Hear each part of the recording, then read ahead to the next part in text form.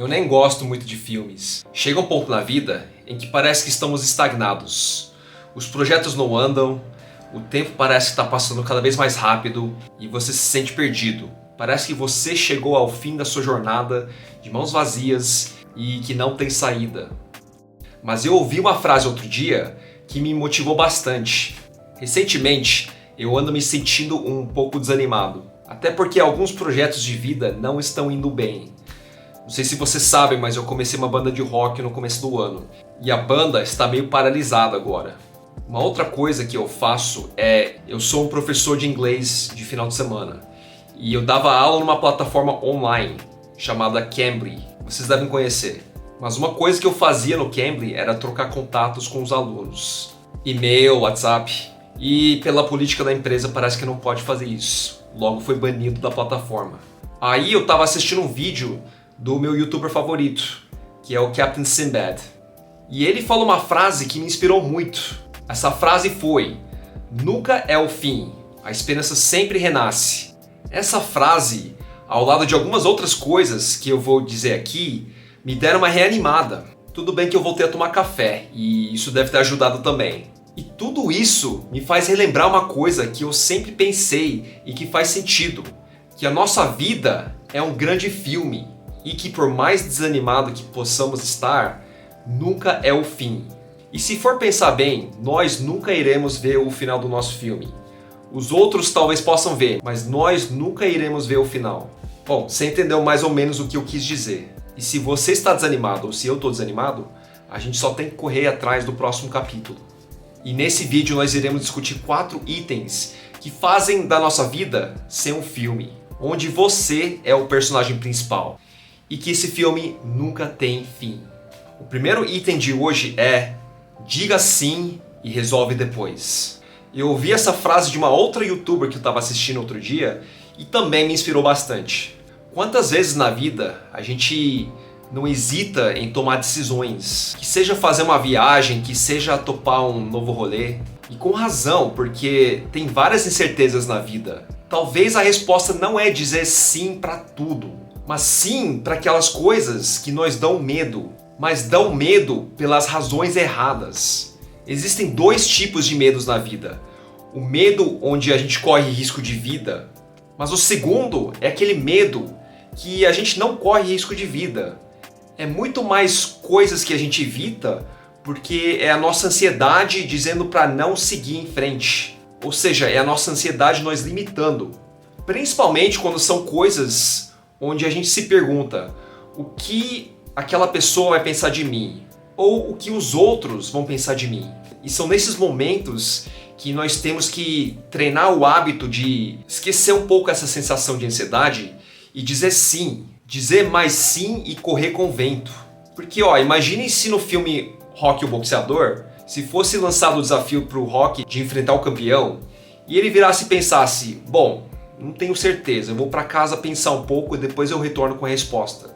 Talvez não teria mais essa oportunidade, talvez o filme teria parado por aí. Ou imagine no Senhor dos Anéis, o Frodo levando o anel até o vulcão. E no meio da viagem ele vira e fala: pensando bem, eu não sei se eu estou muito afim de levar esse anel até o vulcão, eu acho que eu vou parar por aqui. Enfim, o filme pararia pela metade e não teríamos a trilogia. Uma última coisa que eu quero compartilhar é que essa frase do diga sim me inspirou muito a falar sim para as coisas que eu mesmo me comprometo a fazer. Ou seja, aquelas coisas que me frustram porque eu falei que ia fazer e eu não faço. Tá aí um desafio que eu pensei agora. A gente pode fazer uma lista de coisas que nós falamos que ia fazer e a gente ainda não cumpriu.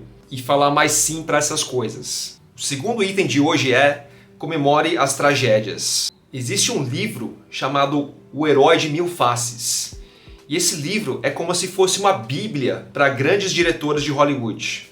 Por exemplo, para o Steven Spielberg, para o George Lucas. Esse livro retrata basicamente a estrutura de contar uma boa história. E se for pegar todos os filmes desses grandes diretores, eles seguem mais ou menos a mesma estrutura. Essa estrutura pode ser bem resumida da seguinte forma: a história começa com uma introdução. É onde o contador de histórias pega a audiência, pega o público, pega quem está ouvindo e coloca eles no começo da história. Basicamente, a história começa aqui. Depois que a gente se situou no começo da história, começa a fase de drama. E a maior parte do filme é isso, é drama, drama, drama. O que é drama? Drama é basicamente todas as dificuldades que aparecem, todos os desafios, todas as barreiras, todos os inimigos, né? Quando for história com um herói de confronto, ou seja, todas as merdas que aparecem, que o herói tem que consertar, e ele tem até o final do filme para fazer isso. E quando a gente está contando uma história, nós somos os personagens principais. Um exemplo de merda que o herói tem que consertar é, por exemplo, eu lembro que antes da Copa do Mundo de 94, onde o Brasil ganhou, o Brasil quase nem ia se classificar para a Copa. E foi num dos últimos jogos que o Brasil teve que ganhar que realmente veio a classificação. E foi nesse jogo que o Romário foi chamado pela primeira vez. Resumindo, o Brasil ganhou essa partida com 2 gols do Romário e o Brasil se classificou. E depois que o jogo acabou, o Romário soltou uma frase. Essa frase eu não achei na internet, mas eu tenho quase certeza que ele falou isso. Que é só quando a pica aperta que eles me chamam para atirar. E o que eu quero dizer com tudo isso é que nós devemos comemorar as nossas tragédias. Porque é nessa fase de drama, de tragédias no filme, onde o herói se fortalece, onde o herói começa a aprender as coisas, onde ele se torna aquele personagem forte que vai enfrentar o desafio final no final do filme. Um drama que eu tenho na minha vida que ainda está rolando é, por exemplo, em 2019 eu larguei a vida corporativa. Eu larguei um emprego na vida corporativa para tentar empreender, para tentar montar meus próprios negócios. Enfim, ainda estou nessa jornada e, na minha opinião, ainda não vingou. Financeiramente, eu não ganho tanto dinheiro quanto eu ganhava na época. Uma razão pela qual eu larguei é porque eu não queria mais fazer parte dessa hipocrisia que é a vida corporativa.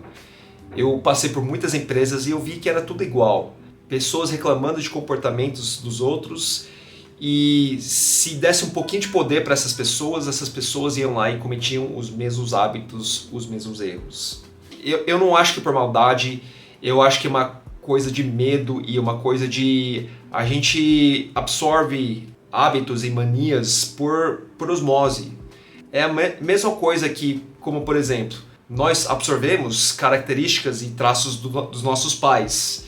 Nós queremos acabar com aquelas características que nós herdamos que a gente não quer mais.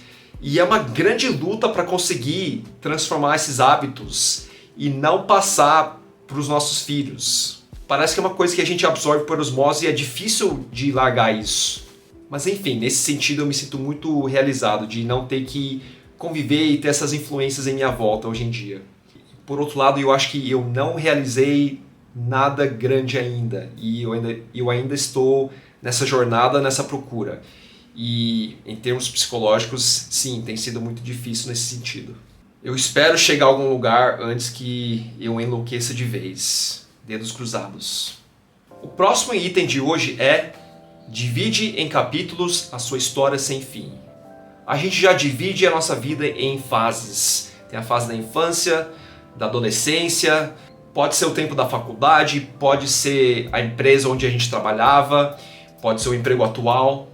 E é importante encapsular todas as fases da vida em capítulos e entender que justamente todas essas fases fazem parte de quem somos, quem nós somos hoje. Sejam capítulos bons ou ruins, fazem parte da nossa história. E são eles que nos fortalecem e nos ensinam tudo o que a gente sabe hoje. E é com toda essa bagagem que a gente pega e luta no capítulo atual para a gente ter capítulos mais marcantes no futuro.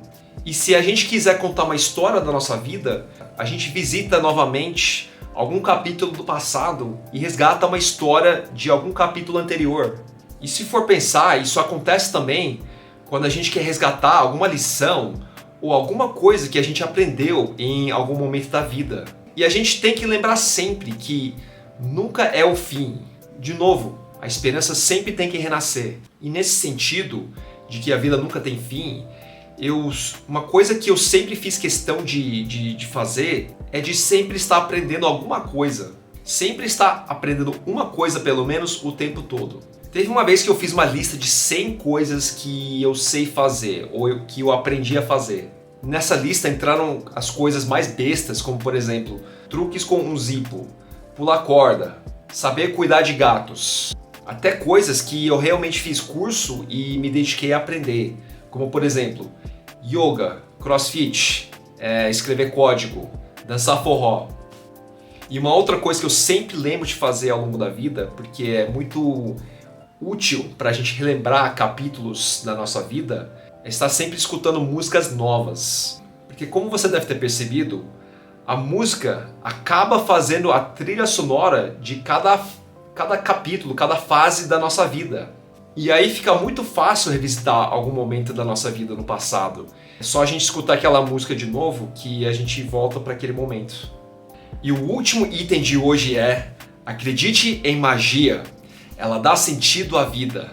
Essa é uma coisa que eu sempre acabo esquecendo na minha vida, mas de vez em quando eu volto a relembrar que a gente tem que acreditar que as coisas na vida têm sentido e acontecem por uma razão, e que Deus ou o universo está nos guiando. Se você é ateu, isso pode parecer meio bobo, mas daí eu pergunto, qual é a segunda opção que a gente tem?